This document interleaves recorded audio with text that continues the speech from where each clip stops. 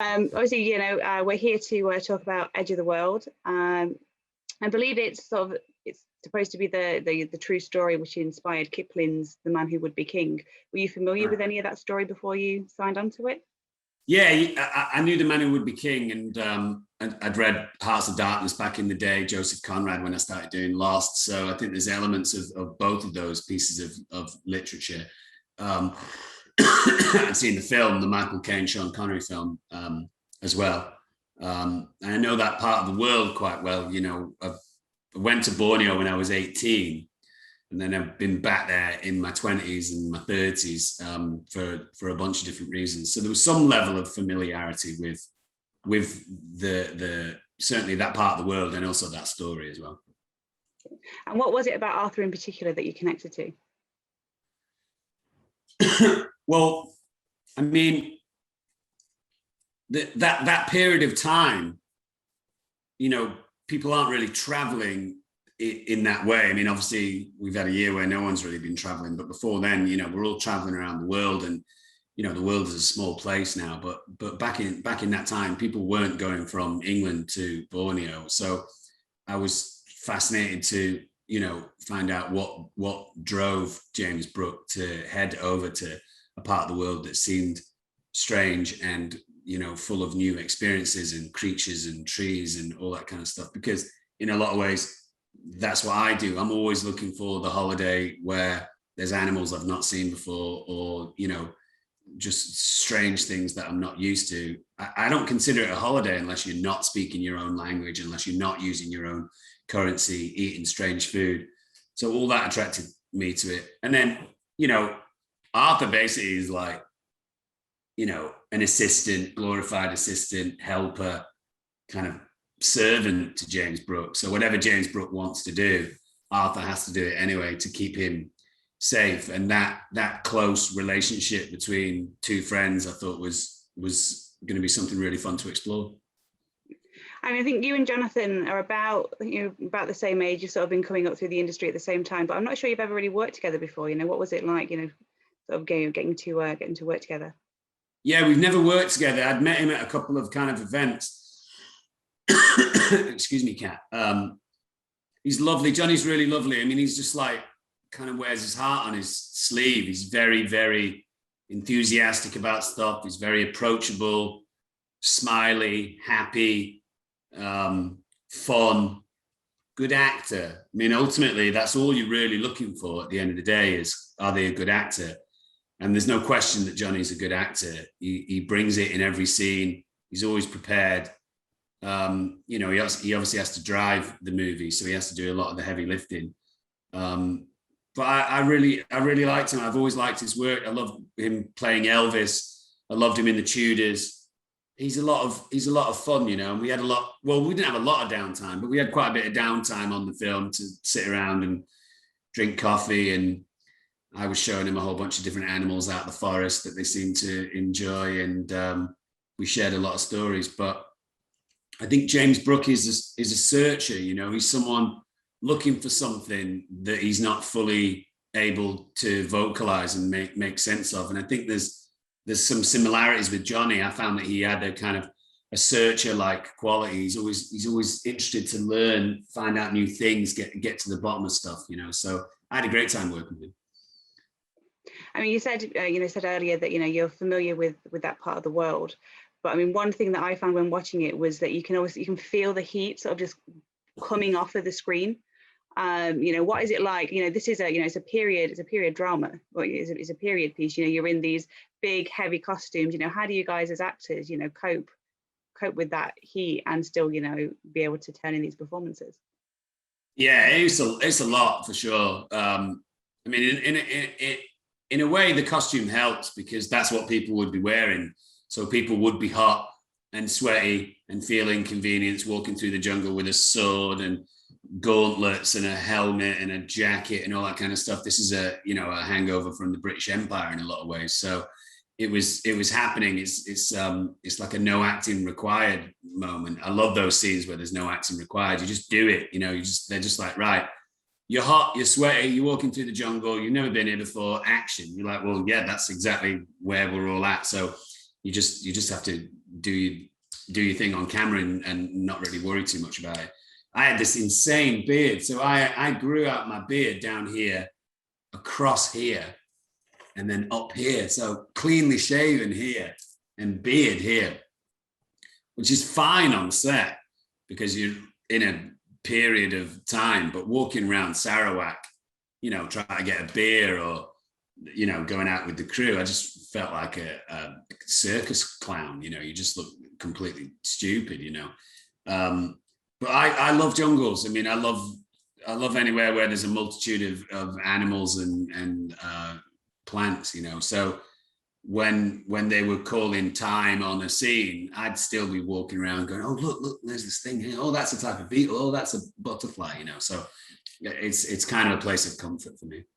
Yeah, and I mean, you've got a spider named after you, is that correct? Right. I was with an arachnologist in, where were we? In Laos, in Southeast Asia, and we went into a cave to look for a different type of spider, and we found a specimen that we thought was maybe a new species to science. And he said, if this is new, you get to name it. So once we realized it was new, a few months later, we called it the Monaghan spider, which is pretty cool. I mean, one thing that struck me when I was watching Edge of the World is it's, you know, it's a film that's, you know, exploring a savage way of life, but the film itself doesn't really feature too much brutality, at least not initially. You know, a lot of other films would have, you know, been tempted to go in all guns blazing. You know, why do you think it's important to sort of, you know, pace those moments out for the audience? I think the producers and the writers of the film wanted to get across the real love that James Brook and his team had for that part of the world. You know, it was a bit of a fool's errand, but their intentions were pure. They wanted to help the local people. They wanted to educate the local people. They wanted to build roads and schools and, you know, put up buildings and build an infrastructure in that part of the world that James Brook clearly fell in love in, you know, not only with the country, but probably with people as well. And I think the writers and producers wanted to show that this was a man with good intention who was possibly a little naive, but they wanted to show both of those good intentions and the naivety, you know.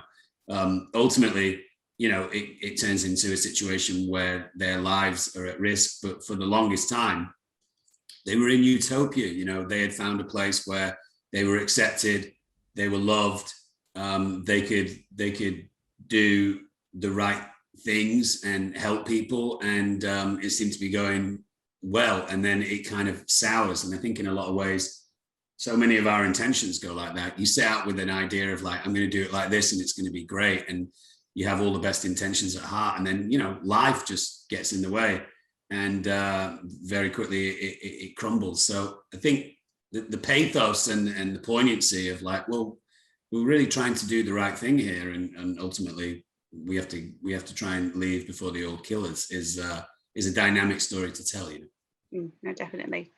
I mean, you've got, you know, two of your past projects have got big anniversaries, you know, this year. I think the first Lord of the Rings is 20. You know, what over the years has sort of stuck with you most about that experience? It's always the friends, Kat. You know, that's the thing that I think we all take through our lives. I mean, you know, if someone's, let's say, a builder, and they do 20 building projects, and you ask them about their first building project, what do they remember? Usually they'll probably say the humans. Oh, that's where I met Dave, or that's where I met Linda. And, you know, like they'll talk about the human experience.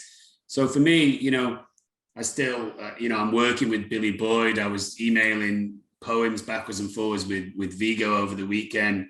I chat with Orlando a lot, you know, obviously Peter Jackson and Elijah and Liv. It's about the friendships that you make and the fact that it's ongoing, you know. So I think the backdrop of Lord of the Rings and the enormity of that project and the way that it kind of echoes through time consistently like brings me back to these people whose company I really enjoy. Yeah, and then obviously the other big anniversary is Lost is 15 years, I think now, since the pilot. I mean, that was sort of one of the first shows along with 24 that really sort of like revolutionized TV. You know, what influence do you think that has had on, you know, the TV that has followed? I mean, it's hard to say this without it coming across as egoic, but I always say to people, if they're looking for a new TV show to watch and they've not seen Lost, I always say to them, look, the first episode of Lost and the first season of Lost, I would put up against any first season of any show. I'd put it up against The Twilight Zone. I'd put it up against The Wire, Sopranos. I'm missing a couple, like Breaking Bad. I just think it has everything, especially that first episode. You know, there's a plane crash. There's characters. There's a little bit of magic. There's a love affair. There's rivalries. There's archetypal characters, and that whole first season, I was just completely blown away by the talent, both on set, off set. Damon and JJ, the producers and writers behind it. So for me, it's a great point of pride, without it being, you know, too over the top, to say to people, look, I think it's a fantastic piece of work and still holds up to this day. Well worth seeing. I just looked like such a baby back then. Like, you know, I think I was 26, 27, something like that. So when I look at me in the first season, I just think, oh, you little sweet. Aren't you sweet? Okay, so finally, you know, obviously other than Edge of the World, have you got any other projects where people can see you that you're allowed to talk about? Yeah, we're launching, Billy Boyd and I are launching a podcast today. So it will be, by the time we finish this interview, well, in about 8 minutes, there'll be an announcement in Deadline that we're launching a podcast. It's called The Friendship Onion. So it's a weekly podcast of Billy Boyd and I just sat around talking nonsense. And every so often we'll mention Lord of the Rings, which will be fun.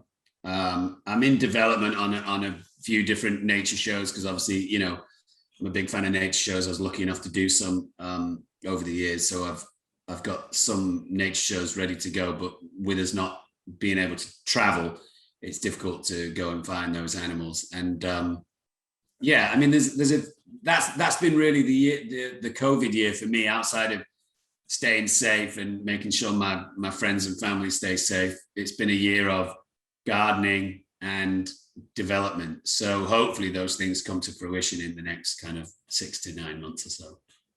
Cool. Well, I look forward to catching them all. Thank you, Kat. It's nice to talk to you. Stay safe over there.